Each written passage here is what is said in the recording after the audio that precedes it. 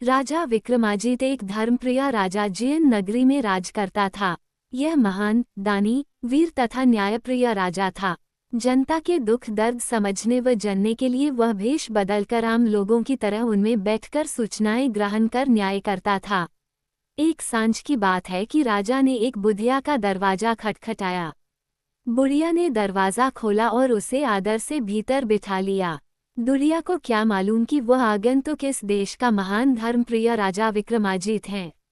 बुढ़िया उसका आतिथ्य करते, कभी रोती तो कभी खिलखिला कर हंसली थी। राजा उसकी इस स्थिति से स्तब्ध हुआ।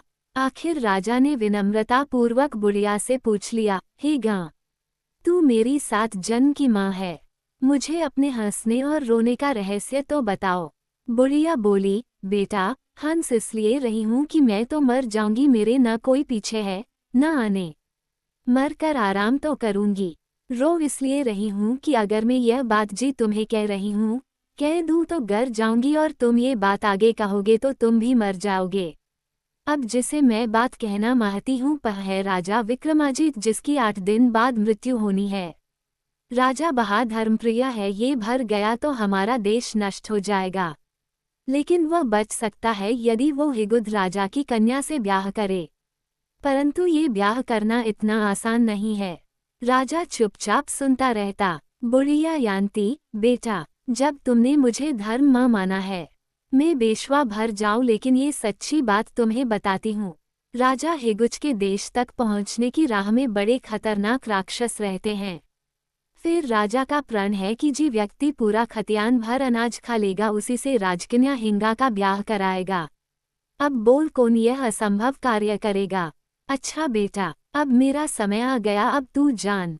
इसलिए ही मैं हो रही थी और हंस भी रही थी। इतना कहकर बुढ़िया स्वर्ग से धार गई। राजा ने गांव की रस्मों के अनुसार कर्म किया और महल लौट आया। राजा ने बुढ़िया की भविष्यवाणी जानने के लिए तैयारी की और प्रातः ही निगुश राजा के राज्य की ओर निवान पहा। चलते चलते राजा एक छोटी सी नगरी में पहुंचा। यहाँ अचानक एक घर से रोने की आवाजें सुनाई दी। राजा ने जाकर जब हाल पूछा तो एक बुढ़िया और बूढ़ा रो रहे थे। राजा वीता, आप क्यों रो रहे हो? उन्होंने कहा, बेटा, क्या बताएं, हमारी नगरी में एक राक्षस धाड़ू आता है और लोगों को खा जाता है। एक दिन नगरी के सभी लोगों ने राक्षस से गुहार की। निर्णय हुआ कि प्रतिदिन एक आदमी उसका भोजन होगा। हमारा एक बेटा पहले वह राक्षस खा चुका है, अब एक बेटा रहा है, उसे अभी राक्षस के हवाले करना है। इसलिए ये पकवान बन रहे हैं, हम रो रहे हैं। रात बोता, माता जी, ये पकवान मुझे दो, मैं आज रात के पास जाऊंगा। मेरे न माँ है न बाप, आप चिंता न करो। बहुत और बुढ़िया चेले, बेटा, यह महापाप है। अपने बेटे को चचाने के लिए तुम जैसे भद्र पुरुष को मरवाना उचित नहीं। राजा ने जिद की और पकवान खाकर उस जगह पहुंचा जहां राक्षस आता था। राजा पेड़ की आड़ में छुप गया और एक कुल्ला यहाँ बांध दिया जहां आदमी को राक्षस छा जाता था। चारू राक्षस उत्तान सगाता जब पहुंचा तो वहां कुत्ता चिल्ला रहा था। ये गुर्राया, चित्तावा, उसकी दहाड़ से गांव हिल गया। राजा ने भाला मारा और राचम को बोला, वह वेदा आज सदा के लिए तो जा। राक्षस उस राजा की ओर लपका। तब तक राजा ने तलवार का भरपूर कर उसका सिर धड़ से अलग कर दिया। राक्षस ढेर हो गया, कुत्ता उसके मुंह से निकला खून चाटता रहा। राजा विक्रमाजित प्राप्त होते ही वहां से आगे अपने गंतव्य की ओर चल पड़ा। जब बूढ़ा यूरी और उसके बेटे का परिवार वहां पहुंचा तो वे हैरान थे कि राक्षस भरा पड़ा है, कुत्ता उसको मुंह से गिराता लहू चाट रहा है। कानों कान गांच गांव ये खबर फैल गई कि राक्षस को बूढ़े के बेटे ने मार डाला है। भीड़ से बूढ़े ने कहा, ये कार्य मेरे बेटे ने नहीं किया, ये तो उस महान पुरुष का कार्य है जो चल मेरे बेटे के बदले जान देने आया था। बूढ़ी ने फिर कहा, भाइयों, लगता है वह महापुरुष महाराज विक्रमाजित ही था।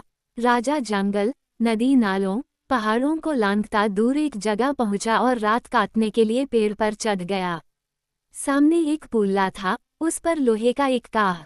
तीसरे पहर एक व्यक्ति आया, उसने आग जलाई और कढ़ाई का तेल गर्म किया। राजा सब देख रहा था।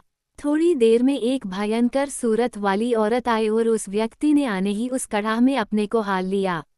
जब वो पक गया तो उस औरत ने खाया और हड्डियों पर जल लिरककर जिंदा कर दिया और सनासेर सोना उसके हाथ में धमाकर चल पड़ी।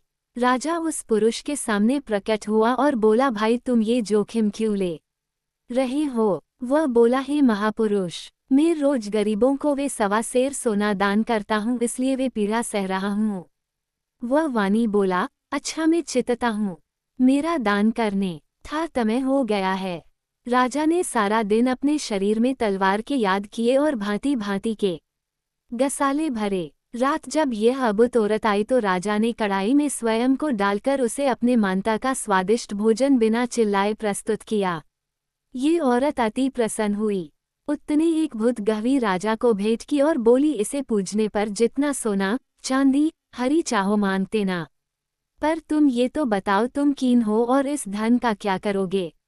राजा बोला, मैं राजा विक्रमाजीत हूँ, ये गड़वी उस व्यक्ति को दूंगा ताकि यह सदा की पीड़ा से मुक्त होकर दान कर रखे। ये और खुश हुई और सदा के लिए अंतर्धान हो गई। थोड़ी देर में जब ये दानी आया तो वहां कुछ न देखकर बिल्लाने लगा कि अब नरीचों को मैं जा दूंगा। राजा प्रकट हुआ और मड़वी उसे दे दी तथा उसका साथ बताकर आगे चल पड़ा। राजा कई राज्यों की सीमाएं लांघकर एक विद्यावान जंगल में पहुंचा। वहां उसे देखकर हैरानी हुई कि एक व्यक्ति 10-10 सेर की रोटियां प्याने में सेक कर खा रहा है। राजा ने पूछा, भाई तुम कौन हो? उसने बताया, मेरा नाम आडू है, आड़ा 4-5 अनाज का 10 सेर वजन का तोल है। क्योंकि यह आड़े की एक एक रोटी था इसलिए उसका नाम आडू था। राजा बोला, भाई तुम तो बड़े बहादुर हो। आडू बोला, मैं क्या बहादुर हूँ, तुम नहीं जानते, बहादुर तो राजा विक्रमाजीत है जिसने पाहु राक्षस को मार डाला और गरीबों की रक्षा की। राजा योता, भाई वह तो मैं ही है। आडू उसके चरणों में गिरा और कहा, मुझे अपनी सेवा का मौका दीजिए। राजा बोला, आप मेरे काम आ सकते हैं, अगर मेरा साथ दो तो मैं आपका धन्यवाद दूंगा। रास्ते में हिया राजा की सीमा पर एक व्यक्ति लकड़ियां काट रहा था। अभी सैकड़ों पेड़ काटने पर भी उसका बोझा नहीं बना था। राजा गिनचला से बोला, तुम इतने पेड़ काट गए, ये लकड़ियां कौन उतलेगा? लकड़हारा बोला, ये तो बहुत कम है। राजा ने कहा, तुम तो बहादुर हो। लकड़हारा थोतरा, महापुरुष, मैं क्या अध्यदुर? बहादुर तो राजा विक्रमाजीत है जिसने धाड़ू राक्षस को मारता। आडू बोला, अरे भाई यही है महाराजा विक्रमाजीत। लकड़हारा राजा के पांव में गिरा और बोला, मेरा अहोभाग्य कि आपक दर्शन कर पाया। ये भी राजा के संग चल पड़ा। ईश्वर की कृपा न्यारी। राजा हिगुद की हिया गगरी में पहुंचे तो चारों ओर बर्फ ही बर्फ थी। रात इस ठंड में कैसे बिताएं? लकड़हारे ने राजा की 4 सुनसान हवेलियां गिराई, उससे आग का भारी व्याना लगाया। चारों ओर अफरा-तफरी मच गई। राजा के पास चौबेदार पहुंचा और बीता, महाराज कोई 3 वीर आए हैं। उन्होंने पहरेदारों की परवाह किए बगैर ये आग जला दी। राजा हिगुया तुरंत वहां पहुंचा और बोला, आप कौन हैं जिन्होंने ये दुस्साहस किया? आडू बोला, हमने आपके नगर में जगह मांगी, इस ठंड ने हमें इनकार किया। खाना मांगा, उसके लिए भी फटकार ही लगाई, तभी यह करना पड़ा। राजा बोला, आप क्यों आए हैं? लकड़हारा बोला, हमारे राजा को आपकी कन्या से विवाह करना है, हम आपकी सभी शर्तें पूरी करेंगे। राजा हिंगुद हंसा, अरे क्या खलियान भर अनाज आप खाओगे? आडू बोला, खलियान तो मुझे चाहिए, भूख लगी है। फिर ये लकड़हारा जो सारे जंगल उठाता है भी खाएगा। तब राजा न जाने क्या करे, ये बाद की बात है। आडू को मन भर की रोटी खाते देखकर हिंगुत लाब्ध हो गया और समझ गया कि पे गठान अलीकिक शक्ति का मालिक है। राजा ने विनम्रता से पूछा, अब आप साफ साफ बताएं कि आप कौन महापुरुष हैं? तय आडू बोला, ये महाराज विक्रमाजीत हैं, आपकी कन्या का किसी गुप्त रहस्य के कारण वरण करना चाहते हैं। राजा हिगुच ने उनका भव्य स्वागत किया और भारी धन धान्य देकर बेटी का हाथ राजा के हाथ में थमा दिया। अब तक 7 रोज हो गए थे। राजा ने नई रानी की वो वृतांत सुना दिया जी बुढ़िया ने कहा था। रानी बोली, मुझे वरण करना आपका काम था, सुहाग सलामत रखना मेरा दायित्व है। आप 8 यड़ी में 4 द्वारों वाला एक कमरा बनवा दो। राजा की आज्ञा से यही हुआ। रानी ने राजा की सेज बीच में रखी, एक द्वार पर दीपक, एक पर जत्र की गड़वी रखी, एक पर अन्न का बर्तन स्थापित किया और चीचे द्वार पर पूरा श्रृंगार कर स्वयं बैठ गई। यमदूत आए और विषक देख वापस चले गए।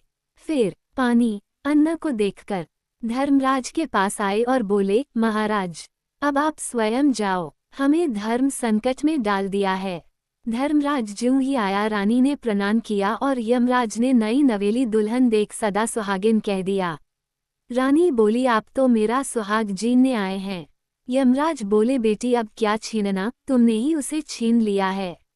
अब इसे आए दान मिल गया, तुम सदा के लिए सुहागिन हो गई हो। अब राजा अमर हो गया है। बेटी, वे राजा धर्मप्रिय है। इरालियतम जैसी सती नारी ने इसे जीवनदान दिलाकर लोगों की सेवा का मौका दिलाया है। इस प्रकार राजा अमर हुए और रानी सदा सुहागन बनी।